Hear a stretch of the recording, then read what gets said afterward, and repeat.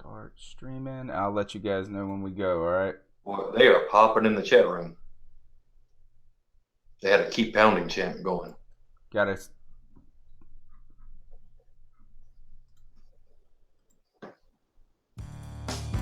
Panther Nation, the C3 podcast, brought to you by CarolinaCatChronicles.com. I had fun, man. Just out, you guys joking. We working at the same time. Putting the work in as a team. Like I said, I'm just glad to be with the guys. My favorite night of the week. We're gonna go out there and we're playing to win. We're not out here just to show up. We're out here to win. I don't want guys that want to win, because really, who doesn't? Nobody wants to win. Everybody wants to win. I want players that hate to lose. This embodies everything that we are as a team, as an organization. Our motto is keep pounding. And that's what we do. You know what I'm saying?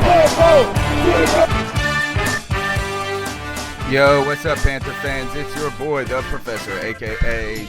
Tony Dunn, and this is the C3 podcast. I almost forgot my name for a second. Brought to you by CarolinaCatChronicles.com, where every Tuesday night we chop up the latest Panthers news and opinions from the fan perspective. I do it each and every week with my homeboys. Sometimes we're all together, sometimes not, but this week we got 3 in sound, 2 in picture, and maybe that's a blessing. Joe Riolano, good to see you again, brother. I hope you're feeling well.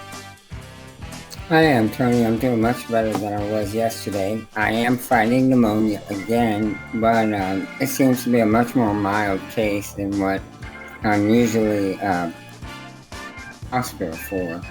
Besides that, it's a great day. It's Tuesday. We get to talk about the Panthers. It's draft week. There's so many questions that still have yet to be answered that will finally be answered Thursday night, and we will get to talk about which possible answers we get tonight with you, the Panther fans. All right, tonight's well, we got Mel. I forgot about him. I can't see him. I forgot about him. He's saving the best for last is what you were doing, right? Yeah. Exactly. Mel, what's up, brother? Hey, just a little bit of technical difficulties over here tonight. Can't get the video going, but like you said, that might be a good thing for everybody out there. But I'm ready to have some fun. This is like my favorite week of the year, man. It's like Christmas for football. You gotta love it. Lots going on with the draft. A lot of rumors out there. And I'll tell you what, you look in our YouTube chat room, man. People are anxious and ready to get after it. They got a keep pounding chant going on in there. It's pretty cool. Fantastic. All right. Well, good. Look, the stream is working. I might even get a little streaming scrolling thing going at some point. It says my volume's still down low, not as loud as we want it. All right. Well, I'm going up.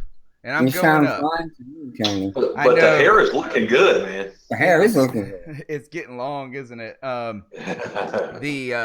me know, Lynn, if that is up and in action, because if that made it any better, because I found a setting on my computer where, oops, you can see my settings here, where my dang audio was lower, and I thought I had fixed it and made it the bomb.com, but I guess not. I'll just make sure I put my face in the microphone.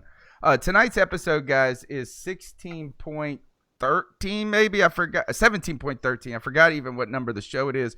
But tonight's episode is the NFL Draft Primer, the C3 Primer, where we're going to chop up the latest draft news. Look, we're 2 days away, guys. And boy, it can't get here soon enough for me. In some ways, it's taken forever, and then it felt like it was dragging along. And then I woke up this morning, and it was like, gosh, we are really, really close. And I better get to work on this damn draft party. Speaking of, guys, on Thursday we've got the 3rd annual C3 live NFL draft party, where we watch the NFL draft up here. We commentate from the fan perspective. We bring in a bunch of guests to talk about what teams' needs are and what the selections are, and we pay special focus to the NFC South, but particularly our Panthers. Yes, sir. It's got to be the 4th, right? Because the first year we had we've had Kelvin Benjamin, we've had Shaq Thompson, and we had Vernon Butler. Yeah, you're right. This is the 4th one. Oh, the cow. Yeah, I'm all out of sorts. In fact, I ran up, Joe. In fact, the reason we're starting late is I tried to scream out to work and get this extra camera so you guys can see my mug. You know how you wouldn't be able to see my mug before, but Well, YouTube then people the could. show wouldn't be worth putting on if we couldn't see you. I know, but it makes the chemistry a little better. We can see people's facial expressions and we bounce our ideas off. I do want to mention one thing before we get in, and that is I don't know if she listens to the show, but there is a big Panthers fan by the name of Kelly Story, and she's friends with the girl gang and various things. And I saw her mention that her daughter was having was ill or having some sort of back problem or spinal problem, or they were waiting to see if there was something. So our thoughts and prayers go out to another member of Panther Nation and their family, and we can only hope that the news is good and that just keep pounding. So, all right, guys, look, tweet the show using the hashtag C3. The best way to interact with the show is via the YouTube chat as well as on Facebook Live. We have the comment section going there as well, so you can check that out. Guys, number one storyline going into this draft, what is it for you? I would have to say just anticipation, man. I mean, you don't know what the Panthers are going to do, and here they are with the 8th pick, and there's probably 12 guys that they could go with. And that's crazy, isn't it? Yeah, it really is. And you don't know. I mean, there's big talk about, there's reports out that the Panthers are working hard with the 49ers to move up to number 2. Then there's speculation that the Broncos might be, or not the Broncos, the Browns might be into looking into getting up ahead of the Bills. Man, that'd be sweet to trade back just a little bit and still get somebody you want. So I mean, the same exact player. Right. I don't remember another draft where there were so many possibilities. Or where you didn't even know. All right, so it's one thing to speculate that a trade could throw off the whole conundrum, right? That's one thing. But it's another thing to say that even with no trades, we don't even know who the number 2 pick is. Right. I mean, like this, I mean, it's, I know that San Francisco could trade out of it, but just say it just went straight. Like, we have absolutely no idea if they're going to go Malik Hooker, if they're going to go Solomon Thomas, if they go Leonard Fournette, if they go Christian McCaffrey, it's just impossible. Jonathan Allen. They're all, what does that say about the draft? They could go QB right there, too. Yeah. What does that say? The draft class is really good, or that we got clusters of talent where you got a good cluster of 10 at the top and then a cluster at 20 through 30 or something like that. I think it's kind of a microcosm of the NFL, which is the parity that exists, right? I mean, just like in the NFL, there's not a lot that separates the best from the worst teams. And the same thing in this draft class. Right on. All right, Joe, what's the storyline for you? For me, the storyline is what we've heard from the Panthers in the offseason, in particular from Coach Ron Rivera. They've been saying that the team must evolve. And I think that is true, but that should also include management. And we must evolve. I think, for the most part, we can say Dave Gettleman has always favored the defense when it comes to the draft and first-round picks. And I think to evolve, he must make a determination here whether he drafts defense or offense. And I think the offense is the side of the ball with the most need for now, the most obvious need anyway. So, will Dave Gettleman evolve? Will he follow his own mantra? So let me ask you, Joe, are you still on the O.J. Howard train? I like O.J. Howard, but I'm willing to be satisfied with other options. I do like O.J. Howard. It really, really, truly depends on who gets picked in front of us. Big fan of McCaffrey, but the more I watch him and the more I think about it, I like the options he gives us. My really major setback, and we're going to get to this later. I'm sorry for bringing it up now. With McCaffrey is Shula. Will Shula be able to maximize his potential? Will he be able to get the most out of him? Mm-hmm. That's where I have my concerns. That's fair. McCaffrey himself, I think, can do it. Whether or not we'll be able to put him in a position to succeed. Mm-hmm. For me, the storyline is a little bit of like what Joey said to a degree. I don't think that it's Gettleman who needs this team to evolve. I think that, or wants it to. I think it's more, that's the Ron Rivera word, but I think that Gettleman has said that we got to adapt and we can't get lazy and some things like that. But what I think, the storyline for me is, can Dave Gettleman resist? Can he resist the urge to pick defense in this first round and pick a guy like McCaffrey? And I'm going to say no. I don't think he can. I think there's only one player on offense that falls to 8 that Dave Gettleman will pick over defense.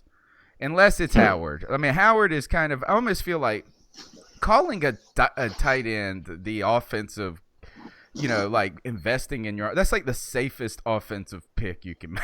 You know what I'm saying? It's like the least sexy offensive pick possible is a tight end. But so I think it's Leonard Fournette's the only player that Dave Gettleman is going to be able to select over a top tier defensive talent. I don't get the feeling that maybe, I don't know. I don't know what the feeling is with them, but I know what it is for me, is that yes, McCaffrey is versatile.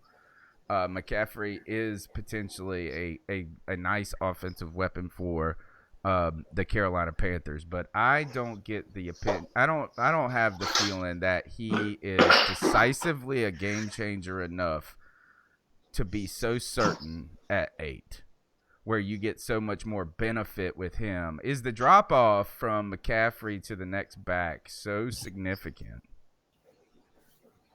I'll ask Mel that. Is the drop off after Leonard Fournette and McCaffrey ridiculously significant? No, and I don't think Edelman thinks so either. In his press conference earlier in the week, he said that there are 6 what he considers to be 3 down backs, every down backs in this draft. So that is the one thing that I've heard out of Gettleman's mouth that makes me tend to agree with you, that if it's not Fournette, he thinks he could still get one of those 6 later in round 2 or 3. But in my personal opinion, it's a 3 running back draft, and then really everybody else. Okay. And it's Who's the third back? Dalvin Cook. Dalvin Cook. Oh, Right, wow. how you were going to say. I'm a big Cook guy. What about the Kamara guy? Oh, he's there's a whole other bunch of good players. Joe Mixon is a good player. The one out of Ohio State, name's slipping me right now, but he's a good player. I mean, there's quite a few that are good, solid. Dante Foreman, I think he's the all-time NCAA leading rusher coming out now, out of Texas. I mean, I may have that stat wrong, but he led something big time in the last year or 2. So there's a lot of players, and he's a big guy. He's like, the same size as Fournette. So there's a lot of good ones, but the 3 special ones in my eyes are those 3. The rest are good with potential, but these guys are potential to be superstars. I mean, this is Adrian Peterson and Jamal Charles that I see in those 3 guys right there. Okay. I'm not trying to take away from McCaffrey. I think a lot of people think that when you say that I'm a Fournette guy, that it means that I'm not interested in McCaffrey as a player. I would like for us to do this, is that I just it would be awesome if we could get McCaffrey at 12. Oh, that would be good. and get a additional late first round pick or early second round pick, and then still get another difference maker right off the bat. To me, that would be utopia right there. But one thing that I heard that now it's interesting because we all have our own horses in a race, that we're all secretly cheering for, and then we all approach the information and the discussion through the lens of hoping that we're right. So I did not listen to the Gettleman press conference where he said all these things. I followed some of it on Twitter. I've heard the conversation among other Panther fans. And when I heard what Panther fans were saying from the McCaffrey club, I heard some snippets, and the one clip is that he is a 3-down back. He can be a passing option, I guess, is the third down, right? But I went back and I listened to the first 10 minutes. If I wouldn't have been such in a hurry, I would have listened to the whole thing. But he said this, and I didn't hear this from the McCaffrey club. He said there's half a dozen 3-down backs. And then he goes, there are 3-down running backs. And there are 3-down running backs. If you know what I mean, Bill. He was talking to Bill Voth. If you know what I'm saying, Voth. And then he goes, not everybody is equal here. Maybe this is me through my Leonard Fournette lens. But I think he's saying Leonard Fournette is the 3-down back of this draft. And there's no question that man is a man's man. That's how I interpreted it. But maybe I'm just putting on my Fournette goggles, which I'd be surprised if he's there. Other news about the draft, though, because I'm tired of talking about Christian McCaffrey. Thomas Davis is set to announce the Panthers' first-round draft pick. For the second time, I like it. That's right. So last time he did this was 2 years ago. It was Luke Kuechly. No, it was Shaq Thompson, wasn't it? Oh, you're right. Yeah, I remembered it was another linebacker. You're right. Okay. You're right. Yep, Shaq Thompson. So, all right. We pick a linebacker. Now, this is conspiracy. What are you guys first? You excited? Obviously, everybody's excited about Thomas Davis announcing the pick, right? Yeah. I mean, that's cool. Everybody loves TD. Nothing can go wrong. First thing I thought of when I read this was, man, this is so because we're picking defense, and Thomas Davis is the guy that can get up there at the podium, and he is going to lessen the blowback when it comes to the fans going, we didn't pick offense, oh my God, because they can only be so visceral towards TD. There's some conspiracy theory for you guys. Very nice. Well, how many Panther fans are going to be in Philadelphia, though? Right. Right, but it's almost, you're right, is that I don't think, yes, that would make a bigger difference if there was a huge Panther fan, but we're all watching it. It's For sure. I mean, maybe that affects your psyche a little bit or your emotional capacity. But I tell you, man, we have to go offense here in my mind. You got to build and put real pieces around a superstar like Cam Newton. You only have him for so long. You've ignored it for too long. Way too long. You got to give him weapons. You either got to get him a big lineman or you got to get him a running back or a wide receiver. This is the time, man. Going into year 7, it's time. Sure. But the thing is, and Cody Lackney brought this up, we did pick a wide receiver in the first round a couple of years ago with Kelvin Benjamin. Yeah, pick 28. Big difference. I don't know, man. I just don't know if there's really a huge difference offensively other than Fournette that you're going to feel right away. Like, I think McCaffrey could be a good player, but do you think McCaffrey all of a sudden is going to come in and have like? He's special. All right, maybe I'm just down on the dude. Where I can see this is it's going to be if we draft him right, we're going to be able to put him and Jonathan Stewart on the field at the same time. Exactly. See, that's what I'm seeing. You got this 2-back set, and if the defense brings in an extra cornerback and plays like a nickel package or a dime package, then you run the ball. You give it to Stewart, run the ball. they bring in an extra linebacker. Then you take McCaffrey and you put him in motion, take him out to the slot, you isolate him one-on-one, and you've got a dangerous matchup right there. I mean, it's just. I know that, but what about if like you said, you run the ball if they have a defensive back and if they're running nickel, but putting Stewart at the fullback and letting run the I back, and you can run out of that. Think of that, how dangerous that could be. Absolutely. It gives you so many options. And you bring up a great point, as Will Shula have the creative mind to do it. But I tell you, I think so. I mean, look, I'm not going to say this, is that if McCaffrey is this special player, so much so, and I'm an East Coast kid, so I don't get to see it as much as Mel, watching Stanford all the time or whatever. But if he is that special, I mean, it shouldn't be that hard to figure it out. I mean, it's not like Shula isn't like a capable football mind, I mean, he does run a lot of different motions. The problem is he ends up running the same plays. But really, the biggest problem in our offense last year was two things, guys. It was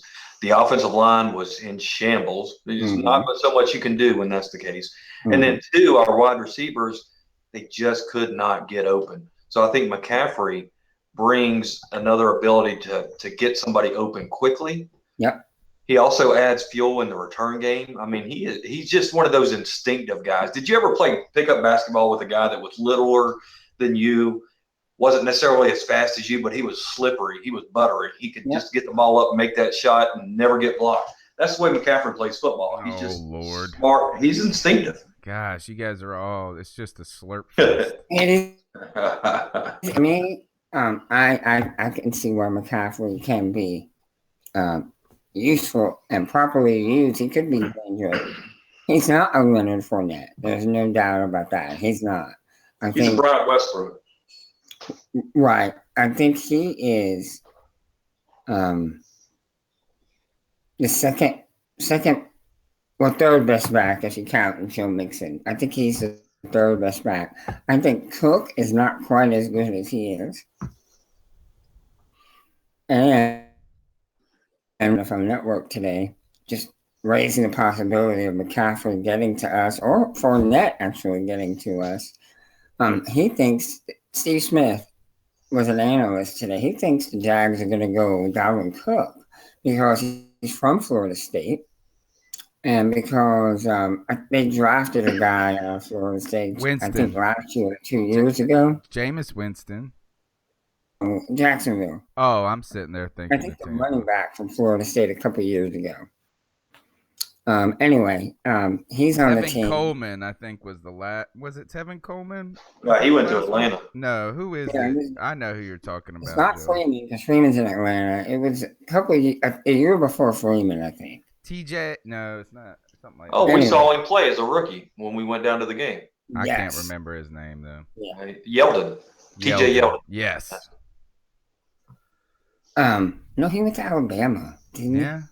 I don't know. All right, well, get on with the point. Anyway, I also thought, hey, this kid is from Florida State, which is just down the road from Jacksonville. He thinks he's going to take him at 4? Yep. They think Dalvin Cook will go there at 4 because that will flip everything upside down. To help sell tickets. Since he's from Florida. So that was his pick to the Jags. So if the Jags get him, that will leave Fournette and McCaffrey potentially on the board at the same time. And then I think the Panthers really are in a pickle. No, you got to go Fournette there. I think it's pretty clear, but... Yeah, I don't think you can pick McCaffrey over Fournette. That's just me, though. All right, so let's next on the item list, Browns have contacted, according to Mike Silver, 3 teams seriously in the top 8 for trading up. Wow. The thought here is that, or the fear is, should we say, that Buffalo would pick a quarterback in, I guess, Mitch Trubisky or Watson maybe, and that they want their guy. Now the Browns have the picks to do this, bro. They got more picks than you can shake a stick at. Yeah. Well, they got like 11 picks or something. Yeah. So yeah, I mean they could realistically do this. You got to believe that the Panthers are a good target there. Mm-hmm. Are we going to see fireworks in trade and movement in the top 10 in this draft? I think surprisingly, yes. I think we will be surprised in the first 10 picks of this draft. I think we're going to be surprised as fans. Not necessarily Panther fans, possibly, but I think just overall as football fans, we're going to see surprising amount of movement. Mel, what do you think the chances are of a good trade? Well, I think overall in this draft, not many people are going to be looking to trade up because there's so much parity in this draft. Why are you going to give up a lot to move up and get somebody that's too similar to what you can get later? The one exception is the quarterback situation. And that Buffalo Bills with Sean McDermott coming down to the pro day himself at UNC to see Mitch Trubisky himself, I think that really puts some fuel in the fire. I really think that Cleveland could really make that jump, and that could start a domino effect. But I don't think the 49ers are going to find a trading partner for somebody to come up and get Solomon Thomas when they can sit there and take Derek Barnett, right? I mean, the Panthers wouldn't trade up to get Thomas over Barnett. Why would you? I don't think give so. up too much. No. Right. I don't think so at all. I think it's the quarterback race. So you're talking about somewhere in picks. I don't know, Buffalo, what are they? 10? 10? So yeah, you're thinking us, the pick behind us maybe, or the pick in front of us potentially. And then you got the Jets who could screw up everybody. Picking sixth. But if I was a Browns fan and you traded up for Trubisky, I'd be kind of ticked. I feel like the Trubisky. Not kinda. You would be? Oh yeah, I would. Heck yeah, I would stay right there and take Watson. Yeah, I agree because I don't think you've seen any. I think I had a friend that he said those are the guys that look good in a football uniform. Like sometimes you pick players because they fit what you think a football player should look like. Right. And they can. He always references Blake Bortles as being this guy. Is that Blake Bortles fills out a football uniform nice. He can run fast. He's big, strong. He can do all these different things, but he's just not good. And I don't know if Trubisky is. I mean, I always feel like, gosh, you're just hedging your bet so much. It's almost like you're trying to will a franchise quarterback rather than there really being one there. Right. You ever seen that Cleveland Browns fan that walks around with every name of every Browns quarterback in the last like 15 years and the tags running down, dragging the ground behind him like a cape? There's so many different quarterbacks that have played there. I mean, it's unbelievable. It's not out of the realm of possibility that the Browns take Trubisky at number 1. Yes, it is. If If they they do do that, that, they should just burn down that whole game or sell it to somebody who has some sense, because that would just be stupid. Yeah, it would be. But we're talking about the Browns.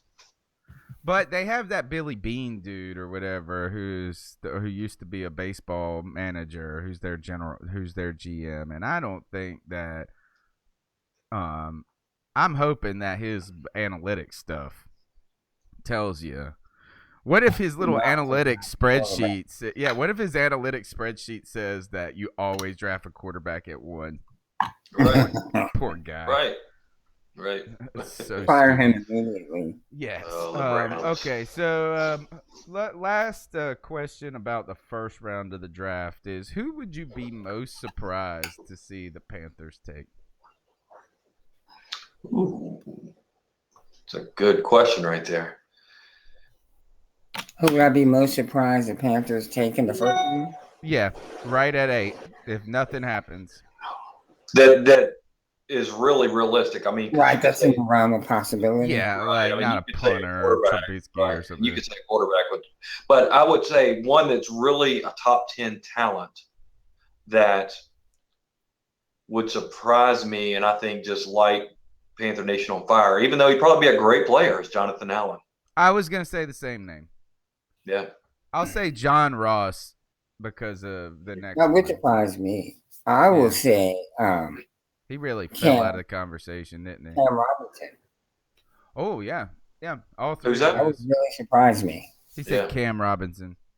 Oh, there you go. Yeah. And then Reuben Foster with the failed drug test. Yeah, that would be Yeah. surprising. Yeah.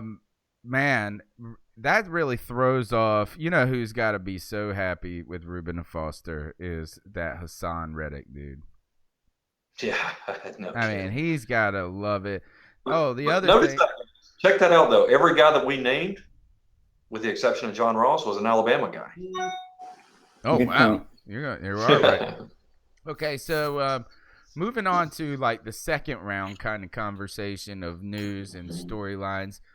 I think for me, the thing that screwed up everything today or yesterday was the news that Jabril Peppers had water in his pee. I think maybe he's just clumsy. Maybe he was drinking water when he was given his sample. Yeah. Or you drank a bunch of water before you walked in there, which you are a sports player, so you do hydrate a ton, it seems.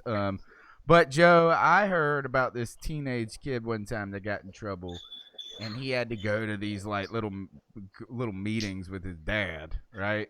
And they gave him this little pee test at the end of the meetings, Joey. And he drank like 3 quarts of water before he walked in there. And they said something about it. And his dad goes, "We encourage our son to drink a lot of water." So I've heard that story floating around. Let me tell you what I heard. I watched Dan Patrick interview Patrick Mahomes, quarterback today, on the Dan Patrick show, and Mahomes said that a lot of the guys, when they were doing the weigh-ins, were chugging water because they wanted to get their weight up, because they wanted it heavy. So he said they were pounding water bottles, one right after the other. And Peppers also said, in his defense, that he drank a lot of water the night before to be hydrated for the combine. And that seems like a legit reason. I agree. It can happen. Yeah. What? And not to hide anything, but just to try to come out and give your best performance. Because if you come out and get dehydrated, you're going to cramp up. You're not going to be able to do certain drills because you're cramping. I mean, that would be worse than a diluted sample, I think. Yeah. I think so too. I mean, I think it's whack that you fail a drug test for the test not being good enough. Right. Your test was too watery, sir. Yeah, I mean, it's one thing. It makes it sound like you poured water in it. Right. Like you were like this, like Mel said, drinking water, and then just like you peed instead of peeing, you just handed them a 20-ounce bottle of like Dasani or something, and been like, "This is mine. It's clean. It's pure and filtered." No, really, what they're accusing you of is trying to hide something, Right? And that's bad. That's bad on the NFL. Weak. It's weak. I don't know. I mean, if the guy has a history of getting caught smoking or something, like was it that linebacker from Alabama that you mentioned? Didn't he get like 7 positive drug tests? Oh, really? Florida guy, right? Oh, the Dalvin Cook dude or whatever. The defensive lineman from Florida had 7 positive tests. Okay. Yeah, not Dalvin Cook now. Okay. My bad. Was My it? bad. I don't know. Yeah, somebody had 7 positive tests while in college. And if they have a diluted sample, well, you're going to think something's being hidden there. Right.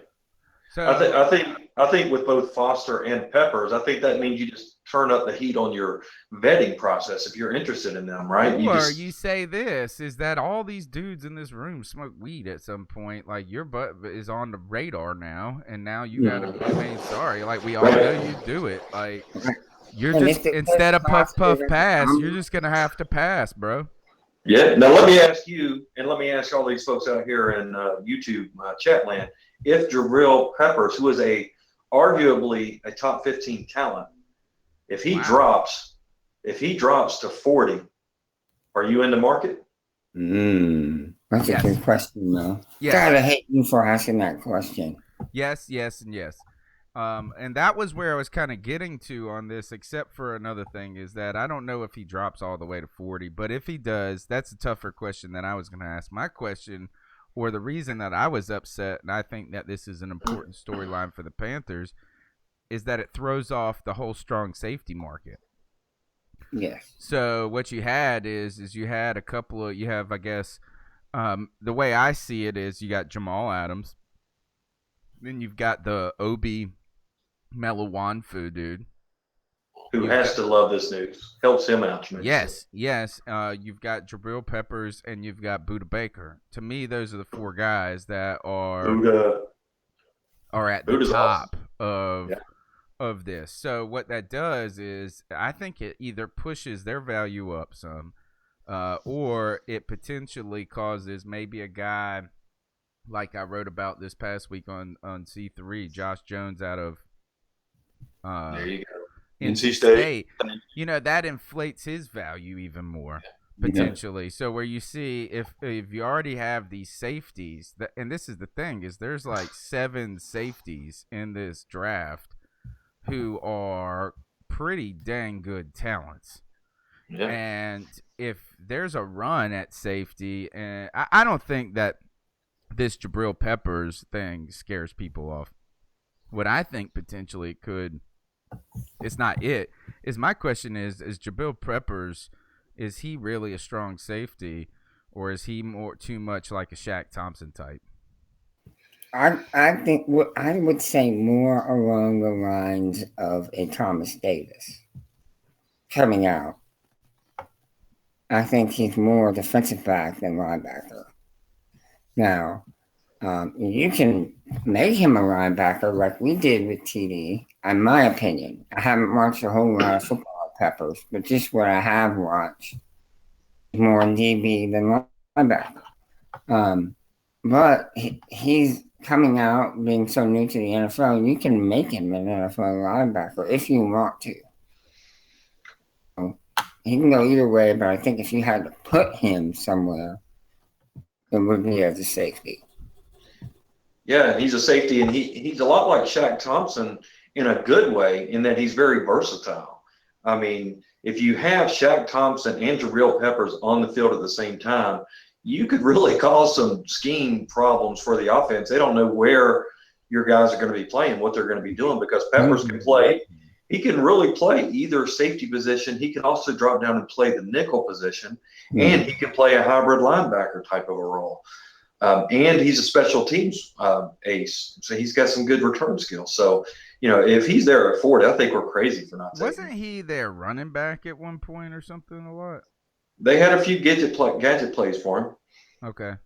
I heard about him. I watched something on ESPN or NFL Network, and they asked one of the better analysts, if he thought this diluted sample would cause him to drop, and he said yes, that he is now going to become a second-round pick. Well, then there you go.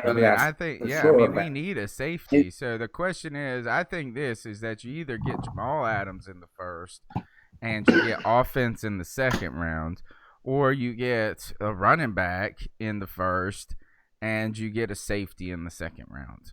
I think that that's going to be the way to go, unless you're eyeballing a receiver in the second round or an offensive lineman maybe. There's so many things when you get into the second and third and fourth rounds, and we got a lot of picks. We got 4 picks in the top 100, potentially with the opportunity to acquire more if we trade. I do think that a strong safety could help our defense tremendously, and I think Jamal Adams would be an easy selection for the Panthers at 8. Plug and play. Yeah, that's I think. With him. And I think that is here is if I have a feeling that if the Panthers, and back to this stupid McCaffrey discussion, and if you're at 8 and Fournette is gone, but Adams and Barnett and McCaffrey is there, how do you pick? How do you pick somebody over Adams? No, you can't. Don't. I'll take Adams. Yeah, I'll take Adams 10 days out of 10 chances. Mm-hmm. All right, so if that's the case, then you're going to be – if it's not the case, then you got to hope that they're going to try to be eyeballing somebody. They got to do something because here, first of all, Trey Boston isn't the dude. No. Second, what is his name, Mike Adams? Yeah. Yeah. From Indianapolis. He's as old as Julius Peppers, and he don't look like Julius Peppers. So – I mean, it's not that he's bad. I know that he's had 2 out of 3. It's just a short-term solution. Right. Right. He's a temporary fix. And on top of that, what happens, you got to have a little depth behind those dudes or something. Right. And we Absolutely. don't right now. So we could use some help there. The Obi Meliwanfu, I watched this thing, and it is by the guys who do the Football Guys they footballguys.com. They have a ton of stuff. They do, and there's this one they do like the film room, and just 2 guys on a hangout like this, and they watch film on the screen share, and they did 30 minutes of Meliwanfu's tape, and it was a lot better than I think he's credited for. He's just not a big hitter. He just doesn't lay like these tremendous hits, even though he's 6'4", 6'2", 220 or whatever. But very sound player. I watched a little Buda Baker tape, and I felt like he was like flying all over the place. He seemed really undisciplined.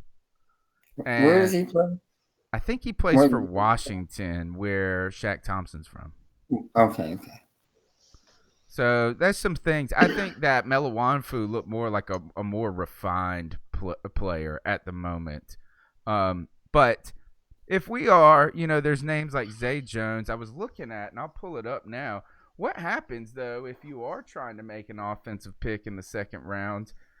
Is it a position? Is it just anybody? I mean, what do you do? If you get a running back in the first, you're not going to pick a running back there. We haven't met with a lot of receivers, guys. Right. And that's where I think if you don't go if you go running back in the first and Peppers is off the board and there's a good receiver there, a guy that, I think of the kid from, is it Western Michigan? Will he be gone by then? Oh, yeah. He should be. Oh, yeah. He better be. Yeah. That is, Yeah. what's his name? That dude looks Like awesome. Corey Davis. Yeah, Corey Davis. He played a And what bunch of about scrubs. the guy though. from Ole Miss. Will he be gone too? Who is Old Miss, dude? I don't Well, know was that he- guy. I can't think of his name. Oh no! Here's who we've met with, and I'll let you know. This is who we've met with at wide Okay. receiver: Jalen Robinette, Air Force, projected undrafted free agent; Gabe Marks, 7th round projection; Quincy Adeboye, Ole Miss, 7th Okay. round. That's Jamari Staples, Louisville. John Ross. We met with John Ross. Here, I'll just go through the ones that are kind of Ryan Switzer from Carolina. Scott Ross could be a player. Artavis from Clemson, Joey. You might know him a little bit. Martavis Scott. No, Artavis. It's Artavis Scott. I'm reading these guys' name backwards, I think. Artavis Scott from Clemson. Zay Jones from East Carolina. Amara Darbo. That's my guy right there. I think we're targeting him in the 3rd. But other than that, there's there's 2 other names.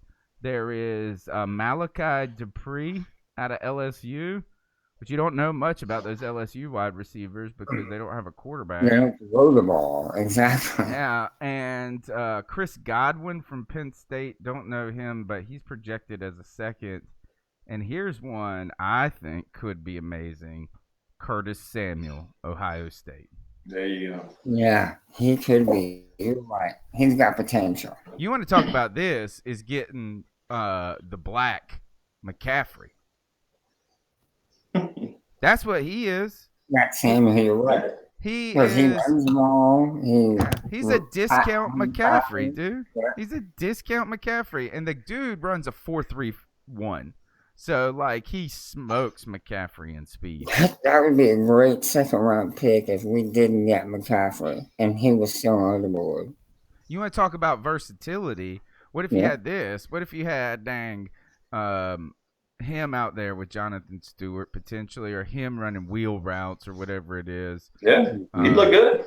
I think that's a good one. And then there's one other guy, I didn't mention his name, Carlos Henderson, Louisiana Tech. I've heard good things about him. But none of these names, to me, suggest that the Panthers are seriously targeting anybody outside, anybody really all that good at wide receiver. I mean, the best name on that list, two names, Zay Jones and John Ross. Other than that, I feel like everybody else is you're hoping to see if somebody slips or something. Right. Yeah. Well, there's that kid. The kid from Western Michigan is pretty solid too. Yeah, but we haven't even met with him. Right. Do you guys know anything about Amara Darbo? No, nothing. All right. He plays for Michigan. He is a 6'2", 212-pound wide receiver right now. He runs a 4.45. He's strong.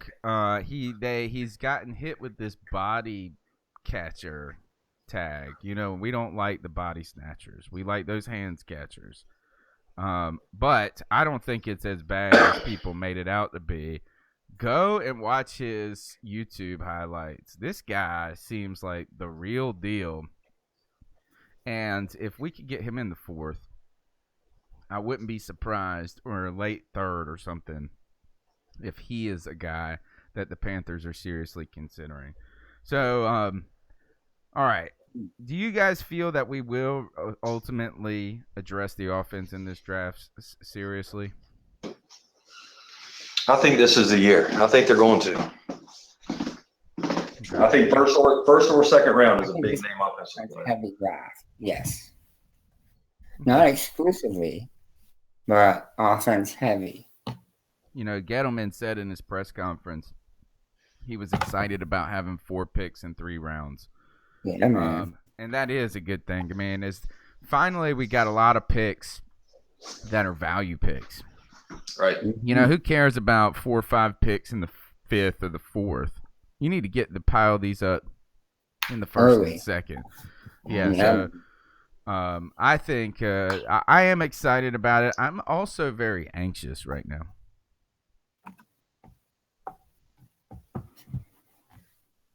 I feel like I'm so anxious. I just made y'all be quiet. All right. Well, y'all guys are so anxious, you're dead. All right. Let's see. I think more excitement for me. I'm more Really? excited than anxious. Just seeing where we go. Now, I may be very anxious after we announce that first pick, but I am excited going into this. I hope the teams that pick before us are cooperative and pick the players we want them to get. Now, I think this is a draft where you got to get there early and you got to stay late. You know, because the Panthers could be in play and they could move up to number 2. Don't be too surprised if, say, San Francisco drafts Leonard Fournette and then find out that they drafted him on our behalf and made a trade if their player is there at 8. Oh, that would be awesome. And then don't be surprised if the Panthers were in play and moved back into the first round, because you brought up a great point a couple weeks ago, Professor, about how the first round has 5 years on a contract. So what if the Panthers took their 2 second-round picks, moved back into the first to get a player for an extra year? Mm-hmm. A lot of possibilities. You know, Lynn asked in YouTube why I was anxious. I think I'm anxious because of this, is that I don't believe that whoever we get is going to make as big of a difference to our team as we want them to make. Yes. And I think that's why I'm anxious, is because we are so excited about the potential of these guys. But At the end of the day, the guys on the team right now are the ones that win the games, that play the games and do things, and maybe there'll be some nice things. That's why I think with McCaffrey is when people talk about his versatility and all this thing, like what is he going to get? Like 300 yards receiving, 500 yards rushing, and then we're supposed to jump up and down, and I'll have like 6 touchdowns. No, but I mean, what if he does like 700 yards rushing, 600 yards receiving, 400 yards returning? Yeah, I mean, now we're talking. Now we're talking. I like those. So that's a lot those better. aren't huge numbers, but he's contributing a decent amount in all these different areas, and that's valuable when you get that kind of production at so many positions from one guy. All right. Not only that, but maybe he throws a couple touchdown passes too on some trick plays. We really should be excited, like you're saying, because I think the team is good enough right now to really where you could, if you could get a contributor, like you're saying, if he doesn't have to be phenomenal, but if he was solid and really good, it would make a huge difference. The big thing, this is all predicated on getting an offensive line that can stay healthy and that can play well together. You know, if we don't get that offensive line squared away, then none of this talk matters because we're going to struggle. So, just, you know, we brought in, I think we brought in the right guys to help solidify this offensive line. I agree with that. I think we got a lot of latitude in this draft, and maybe that's why I'm anxious, because we're talking about this. We need to add offense. We need to add this. But we really don't need anything so crazy.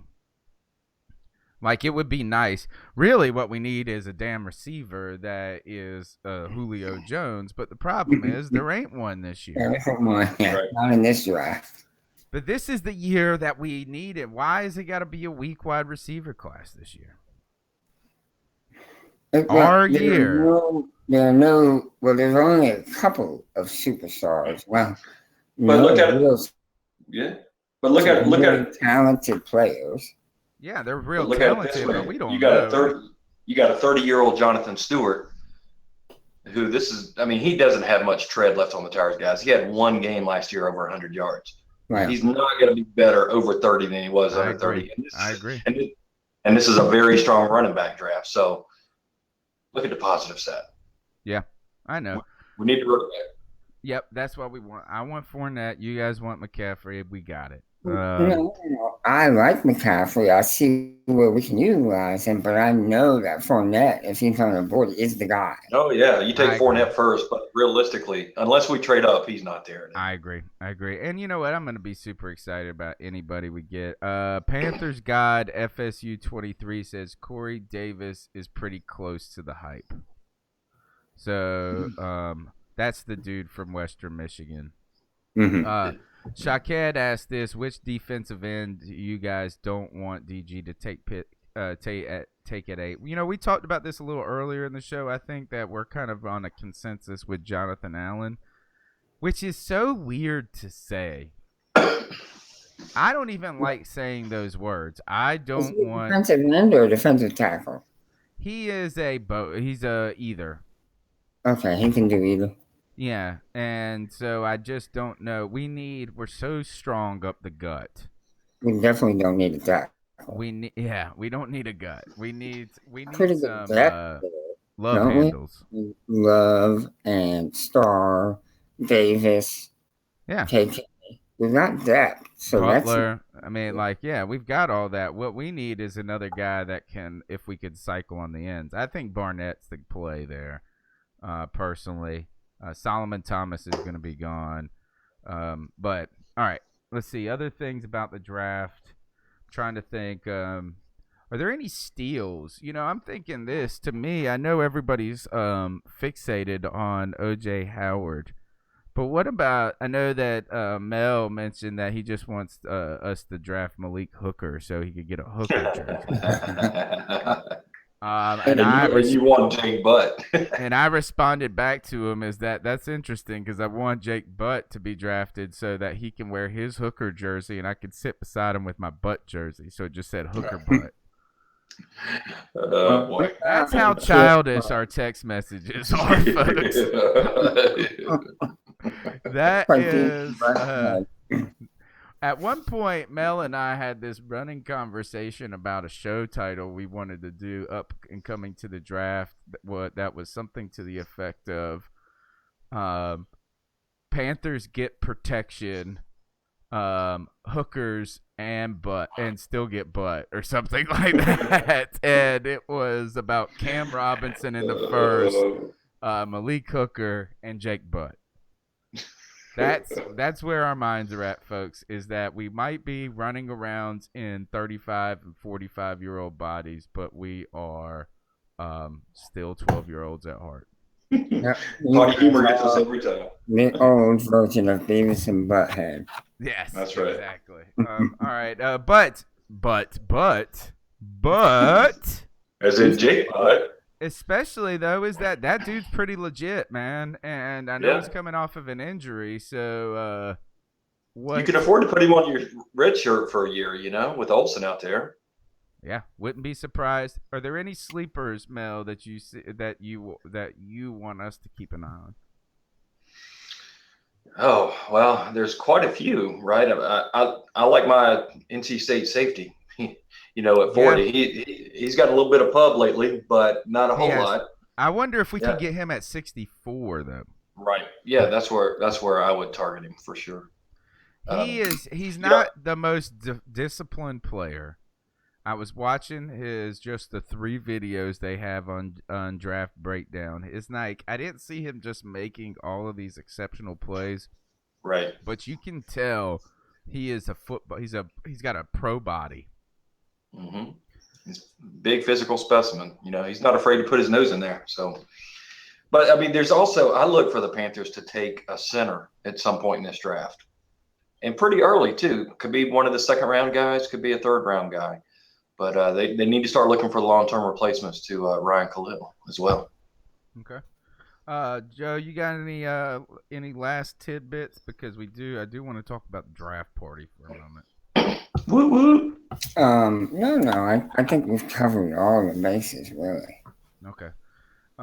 Let me ask you guys: would you trade up from 8 to 2?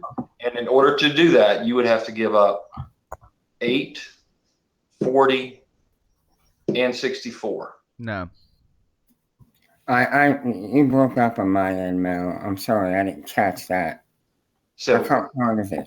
Would you trade up from 8 to 2 to get Fournette if you had to give up 8, 40, and 64? Do we get anything other than the second round pick? No, all you get is the second pick in the draft. No, just a second pick. I think that's giving up too much. I agree. Is that I think that Fournette is a great player, but at the end of the day, he's just a player.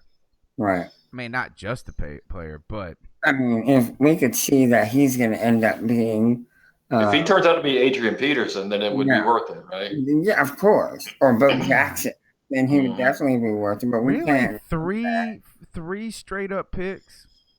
Yeah. And if we would get back like a third, then I would really consider it. Well, last year, Philadelphia gave up a ransom, but of course they were going after a quarterback, so it wouldn't be as rich. We talked about this last week on the show, Mel, and that dang what Philadelphia gave up was nauseating. Right. And I got a message from who was it?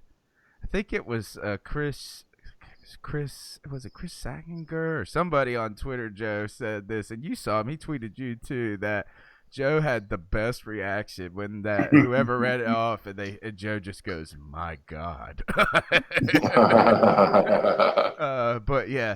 All right. So I was looking in the YouTube chat and I saw this. Is that Kittle? George Kittle is their tight end, Jim. This is from really real. And I think I wanted to see. Some people are talking about. Mario said his hot take bold prediction is Deshaun Watson falls out of first round, and Lynn likes Tyler Lawson. So those are some things going on in the chat room. All right, guys. For me, the last thing I think we do need to hype up is that Thursday night is the draft. We do have the C3 live draft party. It's our fourth one. I was reminded earlier, and we will be starting at 7:45, where we'll have a we'll live cover the NFL draft. We'll have a bunch of people cycling in, hopefully, and a lot of instant analysis and reaction. And that's kind of the fun part about it, is that you get to see that raw, visceral reaction or that immediate, because you don't get that. 2 days, you go to sleep. 2 days later, you get back on the podcast on a Tuesday. Actually, 4 days later, the whole draft is over. There's so much to talk about, and it's hard to either contain that excitement and happiness or suppress that anger, or it's easier, I guess you should say, to do that. And in the show, it's just instant. Yeah, and you never know what you're gonna get. You don't know if you're gonna. People are like a box of chocolates. Reaction. Yeah. So you can join us live on CarolinaCatChronicles.com. You can go to our YouTube page, our YouTube channel, and we'll be live streaming on Facebook Live as well. And if you can't join us, even if you just want to pop in around the Panthers pick or right after the Panthers pick, it's fun to do. I think the best thing to do is to mute your television, watch the bottom line on TV, and then put the sound from us on. And it's kind of a fun, it's with friends. We're all joking around. The YouTube chat. It's all Panther fans. It's too much fun. I mean, we got our boy Jay from across the pond coming on. Yeah. Talking Panther. Yeah. Right. And if you out there, if you want to come on, send us an email. We'll see if we can't get you on. Just to come in and bring your thoughts and ideas to the show. Yeah. Have fun. Gene Stellaire said this is you guys should do a reward where fans can join the podcast. That would be cool. And that is a great idea on a weekly basis. But like Mel said, you can send us an email at CarolinaCatChronicles.com or ping us on Twitter in a direct message or something if you are interested in coming on, and we can probably work it out, just pending on. The only hesitation we ever have in bringing people on is that the tech, like if your tech blows up my tech, and it's usually my tech that is just already blown up. But I agree. But we normally have 10, 12 people on at a time or so. It's just too much fun. You guys got to tune in and be part of it. Yep. It's pretty wild. And then around about pick 20. The good news about this is I should be sober when the Panthers pick. I doubt it. Well, Good point. He's going with one beer per pick. Probably. I usually drink almost 3 beers in a podcast. And that's a lot. And afterwards, I'd be like, woo, that podcast was good. All right, the other thing I do want to plug is that, and if you stuck around to the end of the show to check this out, on Twitter right now we got something going where if you retweet I put out a tweet earlier where you can win a CamWow, an opportunity to win a CamWow. The way you do it is you retweet the pick, the tweet, and you put your pick with the time that the selection is announced. So what we'll be doing is the time is the tiebreaker. So what we do is like pick number 8. You just got to say like Leonard Fournette, 8:46 p.m. And if Leonard Fournette is the pick, the person with the closest time will get a CamWow, and that's just the tiebreaker. So if there's nobody else that picked that, you don't even have to even be in the same ballpark. It's gotten a lot of traction. It's a real fun way. I thought it would be something fun to do. The other thing I was thinking about, guys, is maybe tomorrow doing something similar, where if there was a trade in the first round involving the Panthers, if you could name the team and the player that the Panthers ultimately pick in the first round, you'll get a Panthers Don't Funch Around t-shirt. Nice. But the only problem, the caveats are, I only got limited selection in sizes, so you just have to be happy with what you get. But I think I'm going to work on that. I got some other kind of things I'd like to do. We'll be giving away some stuff on the draft show. I've got some stickers. I got some, some hopefully some things that we can do, and maybe I can get in touch with some other guys from some of the other podcasts and see what's going on. But the draft is here. It's been so exhausting. And we didn't even put the type of effort we've done the last 3 years, guys, because a lot of stuff going on with people's personal lives. We just got stuff going on, and it has been a busy last 6 months for really everybody on this podcast and everybody we know, even the people that are listening, I know that have a lot going on. So we didn't do the draft guide this year. We're going to get back on it. But at the same time, I'm kind of exhausted by the draft talk. There's a lot, man. Much of it. That's what it is. We do so much of it. Yeah, And we've when we're been not talking sitting about this for how long, Joe? Now 8 weeks. Yeah, it seems like 80, but yes, and not when we're not here talking about it amongst ourselves. We're reading about it. We're watching the show about it, listening to radio about it. Put it this way: when we started talking about it, the professor's hair was as short as Joe's hair. Exactly. Yes, I know. That's the dang truth. And I've had 2 haircuts since. All right, Lynn, thank you for taking time out of your night, and we've been thinking about you. That's everything. We got, I guess the last thing that we got to do is hit us up with some ice up picks. And Mel, did you bring anything to the table tonight? Dude, who are you talking to? I always gonna bring something now. That's good because I feel like the last couple of weeks have just been like scrambling at the end. So I'm glad you guys coming strong. All right. So my ice up pick this week is actually somebody that I admire a lot, and he was a former Panthers general manager, but he's probably got one of the very best draft minds. I mean, last year he says Ezekiel Elliott was the best player in the draft, and he was a special player, right? And he called it, and that, in his opinion, was a big reason why I took Ezekiel Elliott number 2 overall last year in the fantasy draft. I really buy into what he says. But Bill Polian, I'll tell you, one of my biggest pet peeves is for a pundit or a talking head or somebody in that position to throw out pre-draft negatives that can really hurt a young man's earning potential. And a lot of times it's unfounded. And Bill Polian just recently came out and said that it's a fact that no player that has failed a combine drug test has gone on to be successful in the NFL. And that just is going to just hurt Reuben Foster and Jabril Peppers big time. And I'm sure somewhere Warren Sapp, Randy Moss, Justin Houston, Percy Harvin are all sitting around chuckling and saying, oh, well, I went on to have a pretty good career, and they failed drug tests. So one mistake does not bury a young man. Everybody screws up in life. You need to know the whole story and not one incident. And to put a blanket statement out like nobody ever goes on to be successful did what that young man did. And to be as respected as Bill Polian is, that is a jacked up statement to make. So Bill Polian, though I do respect you greatly, ice up, man. Ice up, son. That just ain't right.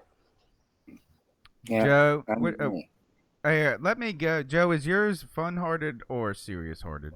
Mine is fun, more fun. Okay, well then let me go because mine's serious, and I hate when we end on a like a crappy note. I read this I thought was a really good book this past weekend. It was called The Blood of Emmett Till. And a lot of people know about the story of Emmett Till, young 14-year-old boy that was from Chicago who was visiting family in Mississippi in 1954, 40. Always get it. It's 53 or 54. So he's visiting family there, and supposedly goes into this store in Money, Mississippi, and he gives this money to the white girl at the counter, who's like a very attractive. Supposedly, he whistled at her or said hello or something. He did say goodbye. Anyway, this kid was lynched at the time, and these by her husband and her husband's older brother and stuff like this, and they brutally murdered this child. And so I read this in this story. So I read this book, and the lady who was the one in the store that the reason this kid supposedly got lynched or whatever, she comes out to this writer and says, she contacted him and she said, I wanted to talk to you. It's the only interview she's given in 50 years about what happened. So she comes out, and I was really excited. I mean, I heard about this book on NPR. It's written by a professor from Duke, and this is like right up my wheelhouse. So I was excited about this book, and I got it, and I was disappointed because her interview was so like shallow. Like there wasn't anything really to it. And ultimately, she did say this, is that the kid didn't do anything, and she exaggerated in court and everything. The jury was not in when she told of all of this, but still, she said it, and the word got around. And this kid, but she kind of made it up. And this kid got killed and all of this crap, and these two dudes got off. All right. So the reason I'm upset and I'm icing up America. I'm icing up America. I'm icing up this is the one thing that stood out to me about this book and this like tragic story that isn't one that's Emmett Till's only, because like this happens, these types of tragedies happen throughout America to all different types of people, not just black, but we have a long history of crappiness. My point being is that the thing that stood out to me in this book was how much time and energy jerk asses devoted to the concept of white supremacy. Like they just seemed to mull, and like their whole day they got home from work and it was like, I gotta find a black person that is not gonna say yes sir to me so I can do something about it. Like it was just like how much. When I get home from work, guys, I'm making sandwiches for my kids' lunch the next day. We're trying to help with homework. I am not walking down the street every day looking for a problem with somebody or trying to find my way, like to explain why my crappiness is because of somebody else.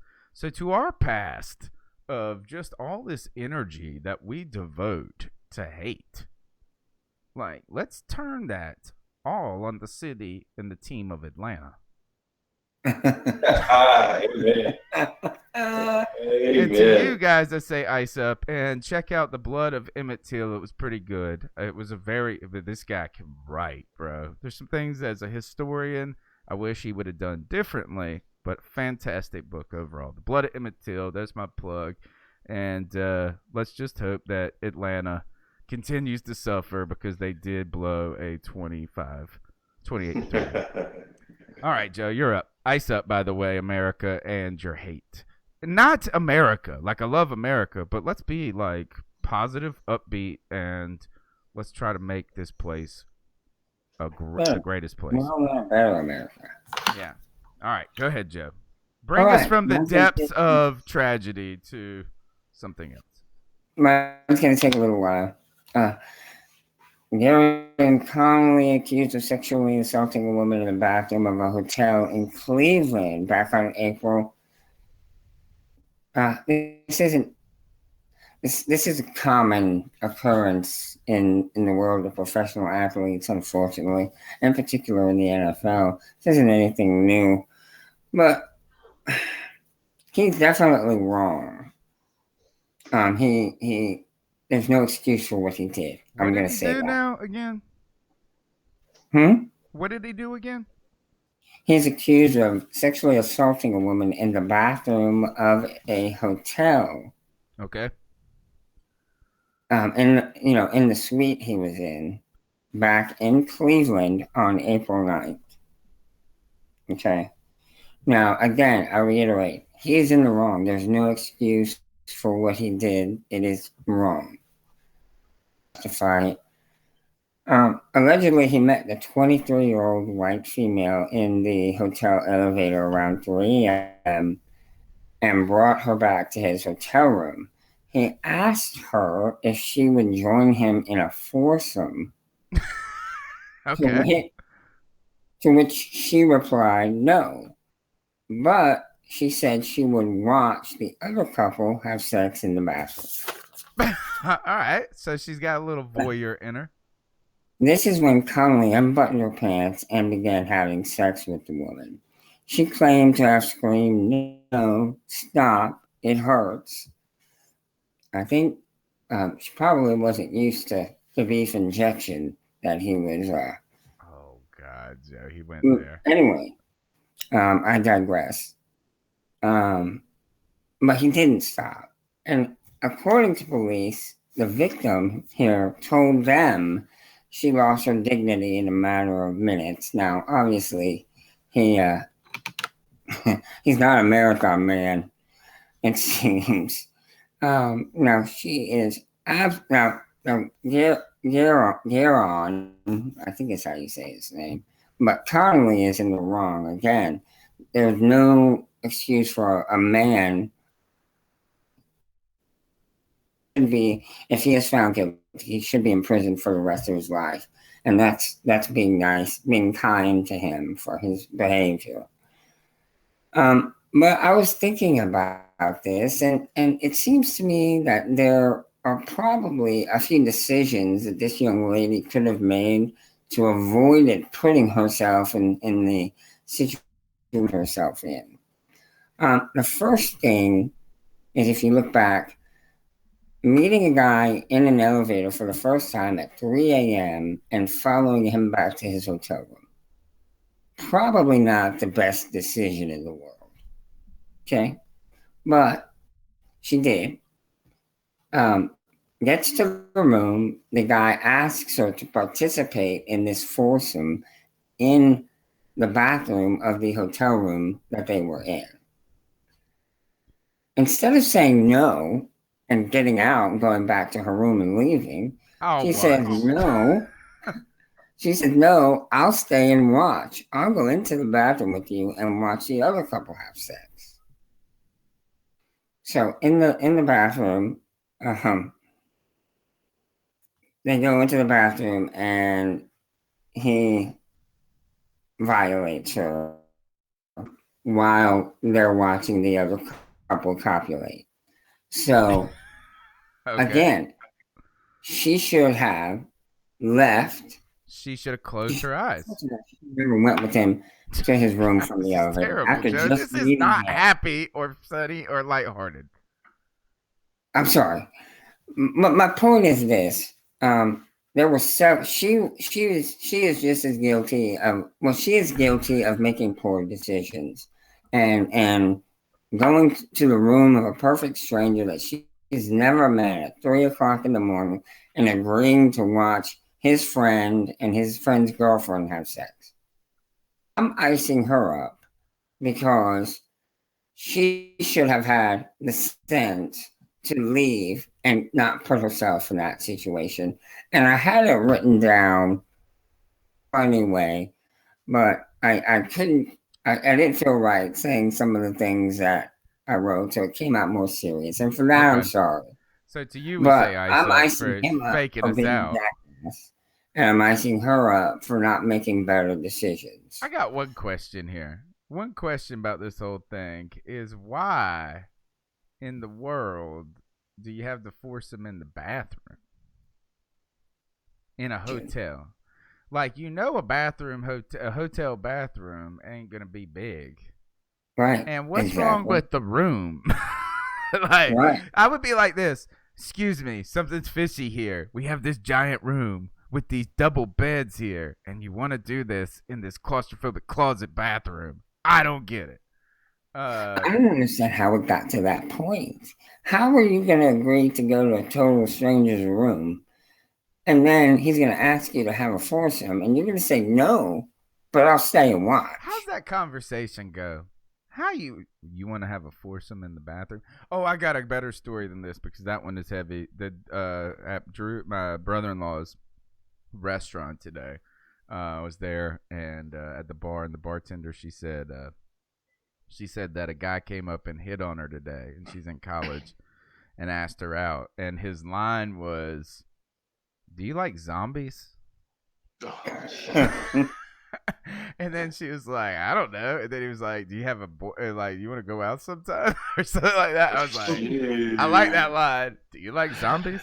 Now, hey, Mike Todd 8 out there on YouTube World said he was waiting for Joe's Ice Up Son pick to turn into a why we should draft Christian McCaffrey. Yeah. Oh, that's great. That would have All been right. funnier. That is so funny. All right, guys, Thursday night, the C3 draft party at 7:45 will kick off 15 minutes before the draft, and we'll probably go. I don't foresee any reason we won't just cover or try to cover the entire round.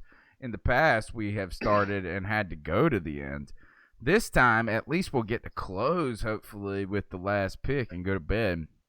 Because in the past, guys, when we pick 28, Right. you're shutting down shop at 1:30 in the morning trying to go to work, and it can be tough. So we'll be there on Thursday. To you guys, I say make sure that you're there. I'm gonna ice you up next week, and if not, if you can't make it, make sure you check it out on iTunes, Stitcher, or TuneIn. And do us a solid and hit that or go ahead and hit that thumbs up, that like button if you're watching on YouTube. If you're listening on iTunes or Stitcher later on the radio or in your car or something, when you get to a stoplight, give us a share on social media. That small thing can help a lot. And big shout out to Roaring Riot, Zach Luttrell, who has become another supporter of the podcast, and we're a supporter of Roaring Riot. And so I'm excited to see what I saw an email in my inbox about the Jacksonville trip already. So as soon as I get some more details about that stuff, we'll be talking about a little bit of that on the podcast. But until then, guys, my name's Tony Dunn. You can follow me at @cat_chronicles. Joey, tell them where they can hit you up. You can find me on Twitter, guys, at Joe Riolano. Mel, go ahead. Catch me at Panthers Drafter, talking draft 24/7, and then catch me at drafttech.com. Tomorrow is the last mock draft, thank God, for the year before next year starts right back up. But let's see who we come up with tomorrow. I can't wait to see mock the draft the day after it's over for the next year. I might do it. I've done it before. I hear you. All right, it's the C3 podcast. We'll see you on Thursday night, guys. And be sure next Tuesday we're gonna have so much to talk about. We'll figure it all out and keep pounding. Ladies, if a total stranger comes up to you in the hotel elevator and asks to do a foursome, say no and walk away.